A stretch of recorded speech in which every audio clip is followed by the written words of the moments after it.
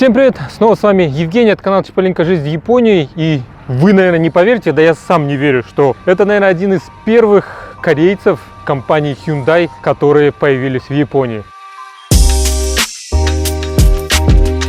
И не просто это какой-либо Hyundai, а водородный Hyundai, который планирует, наверное, побороться с Toyota Mirai. Давайте я вам подробно расскажу вообще, как я нашел этот автомобиль, что это за автомобиль, возможно, многие не знают, и сможет ли он посоперничать с лидером водородных автомобилей, на мой взгляд, с Toyota Mirai. Посмотрим. Кстати, это Hyundai Nexo, так его зовут. Для тех, кто не в курсе, что необычного, что у меня есть Hyundai. Да просто мы находимся, а именно я и Hyundai Nexo находимся в Японии, в порту города Йокогама. В Японии до этого времени корейцев встретить было практически невозможно. Единственный, кто владел корейским автомобилем в Японии, это посольство Южной Кореи. Все остальные же купить корейский автомобиль не могли, да, в принципе, не было смысла. Еще вчера я не мог подумать, но вот сегодня мне удалось найти новенький Hyundai Nexo, о котором я вам решил рассказать, ну и сравнить его с Toyota Mirai. Давайте сразу же пройдемся по внешности, заглянем под капот. Я, кстати, сам его еще не смотрел, этот автомобиль я взял буквально 20 минут назад. Заглянем в багажник, в принципе, вместе с вами будем его изучать. По поводу дизайна, первое впечатление мне понравился. Мне, как человек, который давно живет в Японии, я забыл, как выглядят корейские автомобили, поэтому, в принципе, дизайн интересный, такой в стиле, наверное, электрических автомобилей. В принципе, тенденции, куда движется автопром, не только корейский, японский, но всего мира, они какие-то идут вот угловатые формы. Все это выглядит довольно интересно. Поворотники и фары. Чего здесь нет, это противотуманки. Должны ли они быть здесь или нет, не знаю. В Японии продается только единственная комплектация. Сбоку автомобиль тоже выглядит очень хорошо. Вы по боку видите, что это вроде такой небольшой SUV. Наверное, если брать по размерам, то где-то в районе Харриера. Здесь у нас табличка Blue Drive. Дает понять, что ездим мы на водороде, на чистой энергии. И, в принципе, двери здесь похожи на тесловские. Сейчас я ближе, если подойду. Вот они сами открываются. Зеркала и двери. Есть, кстати, проблема с этими дверями. Сразу расскажу, пока не забыл. Когда я только отъехал, у меня был конфьюз. Постоянно я пугался вот этого шума открывающихся ручек. Потому что, как только я еду, ручки закрываются. Я останавливаюсь, ручки выдвигаются. И вот этот шум, я не мог поначалу привыкнуть и пугался. Казалось, что я там на что-то наехал и обо что-то обтер автомобиль. Вот они опять закрылись самостоятельно. По тачу тоже работает. Не всегда, правда. Но есть пульт, который поможет закрыть. По дискам. В принципе, диски вот такие вот 19-дюймовые. Причем резина тоже корейская. Ну и оригинальные диски. Сзади же автомобиль, если честно, он мне напоминает какую-то старую Toyota. Не могу понять, или из-за форм фар, или нет. Если у вас есть какая-то ассоциация, напишите, очень будет интересно. Мне кажется, что-то вроде похоже. Раньше был Toyota Mark Axio, что ли, что-то подобное. И вот, возможно, мне просто кажется. Ну, здесь у нас табличка Hyundai, которая прямо очень редкость. Наверное, у японцев спросишь, что это за автомобиль, они даже не скажут по значку. Написано Nexo, Hyundai и Fuel Cell. Ну, давайте сразу откроем багажник. Кстати, проверим, ногой он может открываться. Надо сначала, наверное, разблокировать. Ручки повылазили. Нет, функции такой у нас, к сожалению, нет. Багажник довольно вместительный. Здесь почему-то валяется шторка. Давайте мы ее поставим на место. Такая шторка для багажника, но сам багажник вместительный. Здесь у нас есть небольшое место для ремонта колес, документация, треугольник и какая-то веревка. Больше ничего нет. Кстати, по поводу запасок, да, запаски у этого автомобиля нет, но для японцев это не страшно. На большинство автомобилей, которые производятся в Японии, японских, возможно, даже европейцев, запаски нет. Наверное, в Японии просто не принято самому менять запаску, сразу вызывают и приезжают. Ну а так, багажник довольно простой, ничего здесь особенно нет. Нет ни розеток, ни каких-то прикуривателя тоже здесь нет. Поэтому, если вы хотите что-нибудь зарядить, то вы, скорее всего, не зарядите. Вот. Ну, пойдемте лучше посмотрим под капотом, что там у нас. Ну, у корейцев капот открывается так же, как у японцев. Это уже хорошо. Да, если честно, я говорю, вот последний раз, наверное, корейские автомобили я видел лет 12-13 назад. Поэтому, ну, честно сказать, все поменялось в хорошую сторону. Под капотом у нас водородная установка хюндаевская. Кто не знает, как это работает, в автомобиле установлена специальная ячейка топливная, через которую проходит водород и кислород. Объединяется это все, превращается в воду, и процесс вот этого трансформации выдает электричество, энергию. Это электричество поступает в один электрический мотор, который находится внизу, и прямая коробка передач передает крутящий момент на передние колеса. Кстати, полноприводного автомобиля Hyundai Nexo в Японии нет. Не знаю, продается ли он на самом деле в Корее или нет, я не знаю. Помимо водородной установки есть еще небольшая батарея, которая предназначена для аккумуляции энергии в небольшом количестве, чтобы, к примеру, когда вам нужно резко разогнаться, процесс создания, генерации энергии, он, возможно, не такой быстрый, поэтому параллельно используется еще энергия с небольшой батареи, которая помогает электрическому мотору более быстро выдавать крутящий момент. Конечно же, когда вы тормозите, так же, как и в электрических машинах, энергия уходит обратно в батарею, и она немного заряжается. Ничего такого особого здесь нет. Давайте лучше покажу салон, потому что салон более интересный, двигатели все выглядят одинаково. Прежде чем вам рассказать про салон, давайте я вам расскажу про спонсора этого видео. Как всегда, спонсором видео про автомобили в Японии является компания Автоком Japan, один из лидеров по экспорту БУ автомобилей с аукционов в Японии. Не только в Россию, но и в другие страны, Африку, Латинской Америки. Поэтому, если вы хотите купить качественный, надежный японский БУ автомобиль, сделанный в Японии, обращайтесь в компанию Автоком Japan. Они с минимальной комиссией предоставляют доступ на все аукционы Японии. Там вы сможете подобрать, выбрать идеальный для вас автомобиль именно в том состоянии, в той комплектации, которую вам нужно, и заплатите вы это минимальные деньги. Единственное, конечно, если вы частник, вам нужно будет немного собрать информацию, поработать с брокерскими компаниями в России, в Владивостоке, которые помогут вам растаможить автомобиль и доставить его в ваш город. Ну а если вы небольшая компания, которая занимается продажей БУ автомобилей на территории Российской Федерации или других стран, то Автоком Japan это надежный партнер для вас и вашего бизнеса. Заходим на сайт компании Автоком Japan под ссылочкой и обращаемся и покупаем у них автомобили. Салон у Hyundai Nexo довольно интересный. Когда первый раз садишься, выглядит дорого-богато, но когда я немного в нем проехался, у меня появилась такая ассоциация со старыми такими проигрывателями, двухкассетными магнитофонами, там, да, музыкальными центрами. Вот салон примерно выглядит, ассоциации у меня такие. Сейчас я подробнее расскажу, почему. Давайте пройдемся с левой стороны и подробно я вам все расскажу, что как работает. Начнем с двери. Там, в принципе, все просто. Колонки, кнопка подъемника зеркала, ничего особенного. Здесь у нас небольшой такой выдвигающийся подстаканник. Такая вот серебристая панель. Весь салон сделан такой в серебристо, слегка голубоватого цвета салона. Даже не знаю, как этот цвет называется, но по мне цвет салона очень приятный, мне нравится. Что у нас здесь? Небольшой бардачок, документы.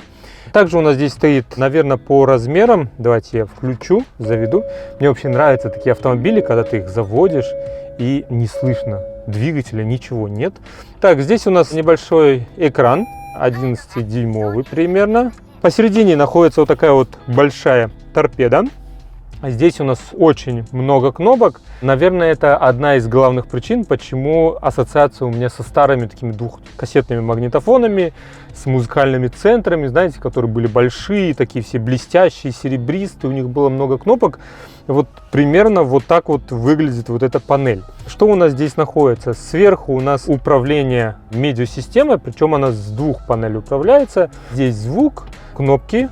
Home, радио, фон, медиа вот здесь. Посередине кнопка аварийки. Дальше у нас здесь настройки и настройка радио. Кнопки, в принципе, знаете, вот эта вот панель, она напоминает мне какие-то вот старые, знаете, магнитолы были в машинах, где вот были такие два кругляшка, один радио настраиваем, другой звук. Вот как будто Hyundai взял оттуда, вытащил и вот думает, а вот у нас завалялись, давайте кнопки сюда и положим. Дальше у нас небольшая черненькая панель, где показано, кто пристегнутый, кто нет, подушки безопасности. Следующая панель — это контроль кондиционера. и подогрева или охлаждения сидений. Да, здесь есть система вентиляции. То есть, если у вас попа вспотела по каким-либо причинам от жары или вдруг вы увидели впереди гаишника во время того, как вы нарушили, то можете чуть-чуть охладиться. Ну и есть подогрев руля. Следующая у нас небольшая панель, это меню. Опять же, можно вот сверху нажимать кнопочки или нажимать вот здесь кнопочки. Причем самое интересное, вот я нажимаю, никакой реакции нет. Вот пока я здесь не нажму какую-то кнопку, вот теперь оно работает. Пытаюсь еще разобраться. Вот такая крутилка управлять меню. Здесь у нас кнопка сенсоров для парктроников. Есть возможность автоматической парковки. Правда, я немного не разобрался. Вроде автомобиль должен был вот так припарковаться, но он начал куда-то ехать назад. И сейчас попробуем все же припарковать его. Ну, есть кнопка Drive Mode и камеры View. Когда вы паркуетесь, ставите на R, включаются камеры. Одна задняя, другая показывает 360. Я не знаю, что произошло, но когда я сюда приехал, у меня эта камера просто зависли, не работали. Я останавливался, переключал назад, и вот система просто зависла. А камеры все почему-то зависло и не работает. Надеюсь, что не у всех Hyundai так бывает. Попробуем еще раз поставить на паркинг. Так, и еще раз на задний. Нет, камеры не работает. Hyundai завис. Придется его перезагружать, как Windows. Если честно говоря, не хочется, конечно, наговаривать на корейский автомобиль, но вот будьте готовы, что у Nexo, когда вы паркуетесь и когда вам действительно нужна камера, она может просто зависнуть. И единственное, какое решение мне помогло, это нужно было выключить двигатель, включить, и после этого вот только сейчас заработали камеры. Драйв, паркинг, нейтралка и задний ход. Для меня немного непривычно. Дальше у нас вот небольшая вот такая штука, я понимаю, что это подставка для руки, напоминает, знаете, лексусские, может даже у немцев тоже похожие есть формы, и спереди небольшой джойстик, и вот ты ставишь и вот этим джойстиком управляешь. Ну вот Hyundai решил просто сделать такой формы. Здесь у нас кнопка паркинг, hold. Есть небольшое место, куда хранить вещи, здесь сейчас вот подключен провод. Помимо этого здесь есть USB и небольшое отверстие, сквозное до самого низу. Я так понимаю, что если, к примеру, у вас телефон лежит здесь, то вы можете через это отверстие провод засунуть прям вниз и здесь заряжать телефон. Немного непонятно, потому что здесь же у нас снизу есть беспроводная зарядка. Кстати, я поставил свой iPhone, он не заряжается. Почему, не знаю. Возможно, не дружит с iPhone. И есть еще две USB и прикуриватель на 180 Вт. 12 вольт на 180 Вт. По поводу салона. Здесь у нас один подстаканник. Вначале, конечно, удивился, почему один подстаканник, а куда водителю ставить. Но потом я, когда увидел, что есть у пассажира еще один, то окей. В принципе, не так сильно огорчился. Кстати, вот эта штука открывается немного туговастенько. Сильно нужно нажимать на кнопку, чтобы он открылся. Здесь небольшое место для хранения вещей. Ничего особенного. Прежде чем переходить к рулю, хотел еще раз рассказать, что, наверное, после обычных автомобилей, где есть даже, не знаю, тойотовский небольшой набалдажник, который ты переключаешь, вот эта кнопочная система непривычная, но интересная. Поначалу неудобно, но я бы со временем очень быстро привык. По поводу мультисистемы, она не только регулируется этими, дублируется двойными рычажками, колесиками, но все работает тачем. В принципе, экран довольно хороший. Здесь у нас информация по двигателю. К примеру, можно посмотреть, как работает двигатель, куда поступает энергия. То есть здесь два баллона, по крайней мере по картинке, два баллона с водородом. Здесь у нас небольшая батарея, которая аккумулирует энергию. Топливные ячейки, через которые проходит водород, объединяется с кислородом. И энергия поступает на один электрический двигатель, который связан с передними колесами. В случае торможения, то излишки энергии уходят опять в батарею. Единственным негативом, то, что выходит из этого автомобиля, это чистый отфильтрованный воздух, по крайней мере должен быть, если сравнивать с Toyota Mirai, и также обычная почти дистиллированная вода капает из этого автомобиля. Немного, конечно, тач Я, конечно, погорячился. Так, дальше у нас есть информация по EcoDrive, система мониторинга температуры баллонов, давления. Можно проверить, все ли работает нормально. Так, помимо этого, здесь у нас есть радио, медиасистема. Опять же, ну единственное, что здесь такого, не знаю, особенного, это звуки природы. Вот, к примеру, звуки, как ходят по снегу. Наверное, эта фишка зайдет для жителей Сибири. Вот зимой будете ехать, или, наверное, нет, летом, коротким летом будете ехать и включать себе звуки снега, если вдруг заскучаете. CarPlay и Android Auto. Также управление, небольшое управление кондиционером. Хотя он даже не управляешь, здесь просто ты смотришь, где что настраивается. Voice Memo, голосовые можно записки оставлять самому себе в будущее или человеку, который купит у вас потом этот автомобиль. Ну и настройки. Ну давайте дальше пройдемся по рулю. Круглый, сразу могу сказать, Hyundai. Материалы довольно приятные, все сделано в том же таком голубоватом оттенке. Кнопки стандартные. Здесь у нас круиз-контроль есть адаптивный. И сам экран, в принципе, ничего особенного по минималкам, учитывая, сколько стоит этот автомобиль. Здесь у нас вот переключать только какие-то показатели. Что мне понравилось в этом автомобиле, это когда ты включаешь поворотник, к примеру, вот сейчас налево, то в левый экранчик, получается, что у нас там, спидометр. В спидометр выводится камера и показывает, что у тебя с левой стороны. На данный момент у меня стоит там трайпод. Если же мы поворачиваем направо, то включается камера с правой стороны и показывает. В принципе, это очень удобно, чтобы дополнительно видеть, нет ли препятствия какого-нибудь с правой стороны, не наехать на бордюр или не задеть случайно пешехода или какую-нибудь живность. Для автомобиля подешевле, опять же, ну, вот такой экран подрулевой был бы нормальный, но учитывая, сколько стоит этот автомобиль, Hyundai Nexo в Японии на их официальном сайте стоит 7 миллионов 800 тысяч, если не ошибаюсь, получается почти 80 тысяч долларов. Если сравнивать даже с тем Toyota Mirai, то, конечно, очень все просто, дешево, хотя Toyota Mirai стоит на 800 тысяч йен дешевле, то есть на 8 тысяч дешевле, чем Hyundai Nexo. Так, идемте дальше по рулю. Здесь у нас кнопка запуска электроники.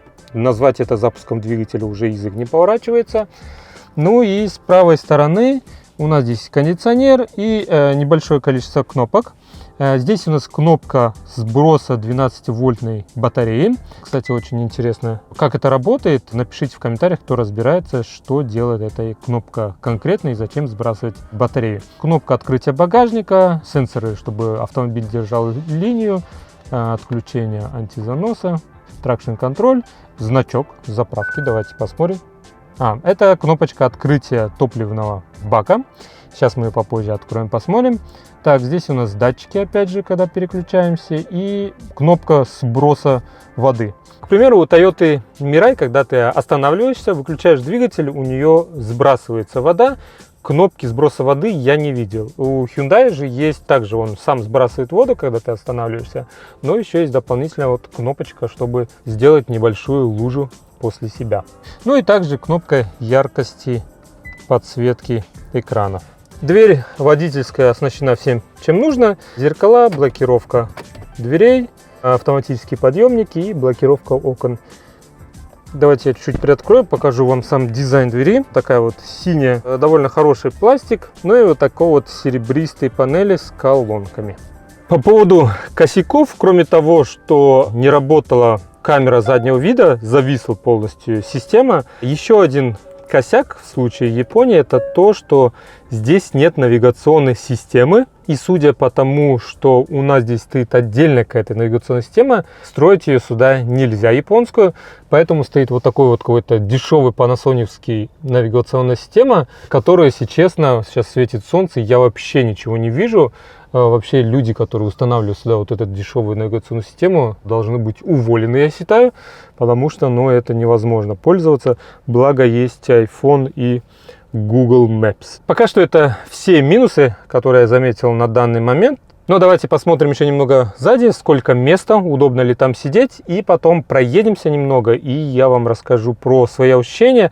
Ну и самое главное, сравним ее с Toyota Mirai, которая сделана в Японии и стоит на $8000 дешевле. В принципе, задний ряд довольно вместительный, сиденье стоит в том же положении, в котором я управлял автомобиль. Места перед коленями достаточно много. Если даже вы сидите впритык, здесь есть небольшие такие ямки в сиденьях, куда вы сможете упереть свои колени. Дальше что у нас? Ну, сиденья вот такие вот небольшие резиночки, немного не очень. Мне нравится, когда карман закрытый полностью тканью и ничего оттуда не вываливается и не видно, что у вас там лежит.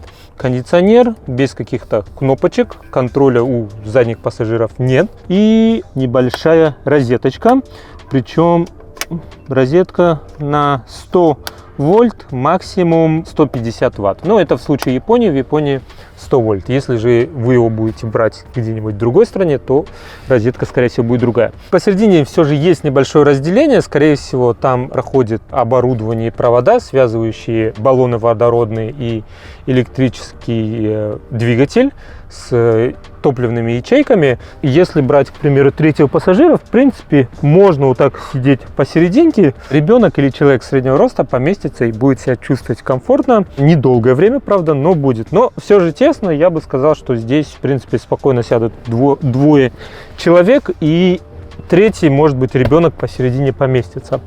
Подлокотник у нас обычный, два небольших подстаканника, ничего особенного. У Hyundai Nexo есть люк. Он, к сожалению, не открывается. Единственное, вот закрывается, чтобы не светил свет, а вот чтобы люк открылся и попадал свежий воздух, такое Hyundai в своем Nexo не предлагает. Ну а теперь пора проехаться и сравнить, как же этот автомобиль, водородный Hyundai Nexo, ведет себя на дороге и сильно ли он отличается по удобству от Toyota Mirai. Сейчас будем открывать бензобак. Бензобак, если его можно так назвать. Как вы уже до этого я сказал, что его нельзя открыть, пока не отключишь двигатель, электронику в машине. И после этого вот небольшая такая трубка, чем-то похожа на газовое оборудование, но сюда под большим давлением закачивается водород. Заправок не так много, поэтому, к сожалению, сегодня мы съездить на заправку не сможем, чтобы заправить автомобиль. Как-нибудь в следующий раз я еще раз возьму автомобиль, или Toyota Mirai, или Hyundai Nexo, и мы съездим, посмотрим, как работают водородные заправки в Японии. Ну а теперь пора прокатиться. По первым впечатлениям, автомобиль в вождении неплохой, ездит хорошо, плавно, но если сравнивать с тем же самым, не знаю, Toyota Mirai, то отличия очень большие. Все же Toyota Mirai чувствуется премиум класса.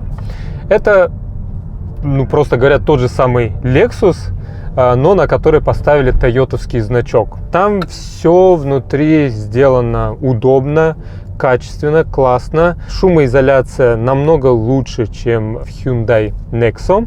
Также сам двигатель, такое ощущение, что у Toyota Mirai он более резкий, разгоняется быстрее и отдача. Если сравнивать, не знаю, Hyundai Nexo, то я бы, наверное, сравнил его немного по вождению со своей Маздой. Что-то вот близкое такое. То есть, в принципе, на те деньги, которые за него просит Hyundai в Японии, наверное, я не готов отдать. Что касается вождения. Всего остального, конечно, здесь есть небольшой плюс по сравнению с Toyota Mirai. Это более большие окна, более лучший просмотр. Но все же этот автомобиль категории SUV, поэтому здесь ездить удобно. Наверное, для тех людей, как я, кто привык ездить в SUV. Тех, кто постоянно ездит в седанах, то Toyota Mirai будет таким же седаном. Так, сейчас, минуточку. Меня тут просят расплатиться. 250 йен. Конечно же, удобство этого автомобиля в том, что это водородный двигатель, так же как у электрических автомобилей. Разгон плавный, нет никакого постороннего шума. Расположение руля, сиденья, педали, все удобно. Электрические автомобили или же водородные. Многие говорят о том, что водородные автомобили это те же самые электрические, только менее эффективно, потому что из водорода вырабатывается электричество и есть небольшое падение в эффективности. Но у водородных автомобилей, на мой взгляд, есть очень много преимуществ. И если честно, я на стороне водородных автомобилей. И давайте вам расскажу почему. Водородные автомобили, во-первых, они легче, потому что вот я ездил на электрических автомобилях, у них за счет того, что им нужно располагать большое количество батарей снизу, чтобы добиться большого запаса хода, эти батареи, конечно же, весят очень много. И за счет этого машина становится тяжелой. Это чувствуется при вождении. Водородные автомобили же, так как они ездят на водороды, вообще эта водородная система, установка не сильно отличается от бензинового или двигателя автомобиля, поэтому вес автомобиля не меняется. И вот этих нескольких баллонов водородных достаточно для того, чтобы автомобиль передвигался на большие расстояния. То есть, к примеру, если брать вот Hyundai Nexo или Toyota Mirai, то запас хода у них 600 с копейками километров, причем даже у них есть небольшое такое соревнование между ними. Hyundai Nexo в Австралии проехал на полном баке 680 или даже 700 километров. И это был такой вроде рекорд, который они побили прошлый рекорд Toyota Mirai, или не 700, даже, наверное, 800 километров проехали на одном баке. Но после этого тойотовцы поднажались и побили рекорд. И Toyota Mirai, получается, на одном баке проехала более 1000 километров. Причем интересно, они все это делают в Австралии. Я так понимаю, Hyundai водородный хорошо продается в Австралии, и Toyota Mirai тоже вроде. Поэтому вот они вот там конкурируют, или просто в Австралии очень много места, где можно проехаться на одном баке. Еще одно преимущество водородных автомобилей – это то, что их заправить можно очень быстро. Электрические автомобили, как бы не развивались технологии, все же нужно время, чтобы зарядить. 20, 25 минут, 30, даже самыми крутыми быстрыми зарядками нужно находиться на одном месте и заряжать автомобиль как минимум 20 минут. В случае водородного автомобиля все работает намного быстро. За пару минут ты заполняешь полный бак, у тебя нету какого-то там изнашивания батареи со временем, как не знаю, да, вот у Nissan Leaf, которые покупают очень много БУ из Японии, люди смотрят, чтобы батарея была нормальная, потому что жизнедеятельность батареи очень быстро снижается. В случае водородных автомобилей этого нет. Единственный минус водородных автомобилей в том, что инфраструктура сейчас еще не развита. Подключить электрический автомобиль, зарядить намного проще, установить вот эту систему. Установить же нормальную заправку для водородного автомобиля, так же как и для бензинового, требует больших ресурсов, и инфраструктура намного сложнее. Поэтому, если спрашивать меня, на какой я стороне, я выбираю водородные автомобили. Не только за счет того, что удобно быстро заряжать и все остальное, заправлять автомобиль, но и то, что все же водородная энергия, она более чиста. Да, электрические автомобили, они не выдают выхлопных газов, но электричество, которое производится в массах для зарядки электрических автомобилей, все же это до сих пор какие-то примитивные жжения нефть, газ, уголь, все же какие-то там гидроэлектростанции, но которые все равно не могут аккумулировать много энергии за счет того, что есть ограничения в дамбах. Ветровые мельницы, их не так много, они вырабатывают немного электричества все же на данный момент. А водород, он в принципе везде. Весь мир практически создан из водорода, наша планета вода, поэтому добывать водород намного проще. И когда у вас автомобиль перерабатывает водород и кислород, превращает это в чистую воду, и вы еще получаете чистую энергию, то в плане будущего это намного интереснее. Но немного отошел, вернемся давайте к сравнению автомобилей. Моя такая конечная оценка по поводу Hyundai и Mirai, Toyota Mirai. По комфорту оснащения салона я все же выбираю Toyota Mirai. Там качество лексусовское. Сидишь в Лексусе, на котором просто шилдик Toyota Mirai. А так прям вот Toyota Mirai, если вы хотите комфорт, все, что вам нужно выбрать, я выбрал бы Toyota Mirai. Чем берет Hyundai Nexo, это тем, что это немного другого класса, и меня, как владельца SUV, человек, который привык ездить на SUV, этот автомобиль привлекает намного больше. Ну, потому что я привык к XUV. А так, конечно, вот эти вот большое количество кнопок, оснащение салона и небольшие сбои в работе электроники меня, конечно, отталкивают. Не знаю, если кто-то из вас ездил на Hyundai Nexo, пишите в комментариях свои впечатления, может они у вас отличаются, потому что я не очень давно, я вообще никогда не ездил на корейских автомобилях, поэтому сравнивать, конечно, мне не с чем. Ой, хорошо, мне посигналил.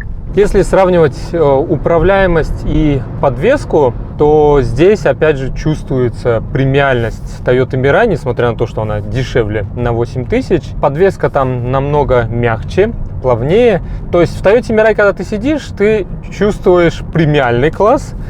Здесь же Hyundai Nexo более такая, не знаю, как это сказать, игривая, то есть она менее премиальная, не такая у нее пафосная и плавная подвеска, поэтому здесь можно чуть-чуть почувствовать какие-то кочки, резко повернуть, то есть более простая, что ли, у нее подвеска, и управляемость, наверное, более энергичная. По поводу режимов вождения, то здесь есть два: эко-мод и нормальный мод.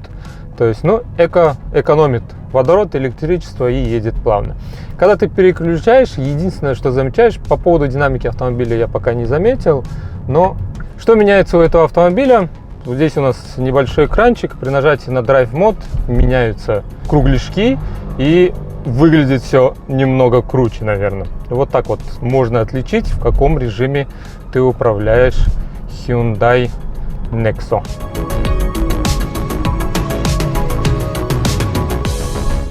Ну и в конце хочу суммировать все, что мы сегодня увидели.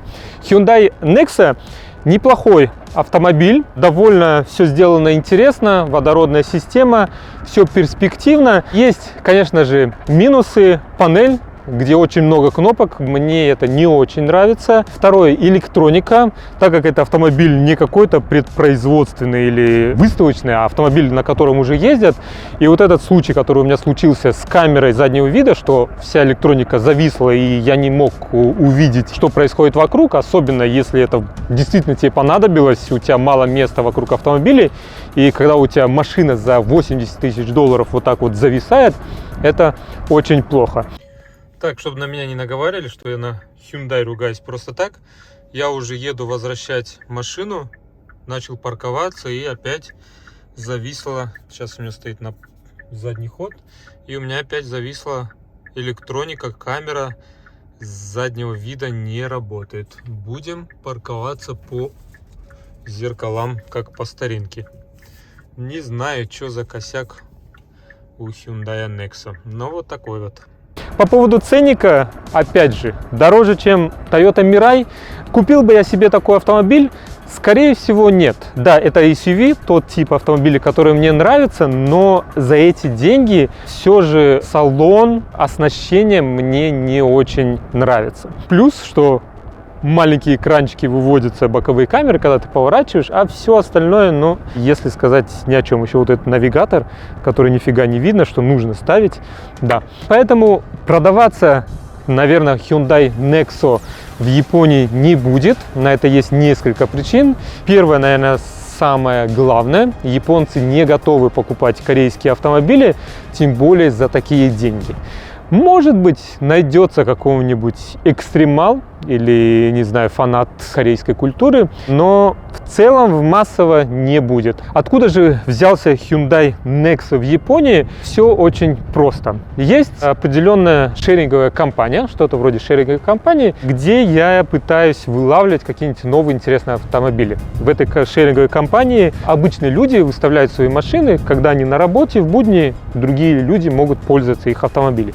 Так вот, эта компания решила закупить автомобили в свой автопарк, и вот не знаю по какой схеме, возможно, Hyundai для того, чтобы продвигать как-то свои автомобили, решил договориться, и в большом количестве в Токио и Йокогаме около 10 автомобилей Hyundai появились буквально на этой недели, и их можно взять в аренду, кататься. Вот такой вот способ выбрала Hyundai в Японии, чтобы продвигать и рекламировать свои машины. Почему водородные? Наверное, потому что это новая технология. Автомобилей в этом классе нет, кроме Toyota Mirai, поэтому здесь можно конкурировать. В обычные же автомобили Hyundai конкурировать с японским автопромом не может. По качеству или нет, мне сложно судить, потому что я не пользовался корейскими автомобилями, но по цене точно не смогут. Ну и какому-то моральному, что ли, уровню японцы все же, как бы дешевый Hyundai не был, купить они его не готовы. Peugeot могут купить, Citroёn, какие-нибудь европейские автомобили, которые тоже не готов покупать, японцы покупают, а вот корейские автомобили брать и не будут. Ну, все, на сегодня все. Пишите в комментариях, что вы думаете о Hyundai Nexo, водородном автомобиле, который уже ездит на дорогах не только Японии, но и других стран. Пишите в комментариях, подписывайтесь на мой канал, если вы первый раз, ставьте лайки, нажимайте всевозможные кнопки вокруг видео, и увидимся с вами в следующем видео. Всем пока. Да, погодку, кстати, хотел отметить. Смотрите, какая шикарная погода в середине февраля в Йокогаме. Светит солнышко, я даже сегодня без куртки, небольшой вот кофточки, и у меня футболка. И довольно комфортно. Вот, наверное, за это я люблю жить в Йокогаме. Ну все, мне пора ехать. Всем пока.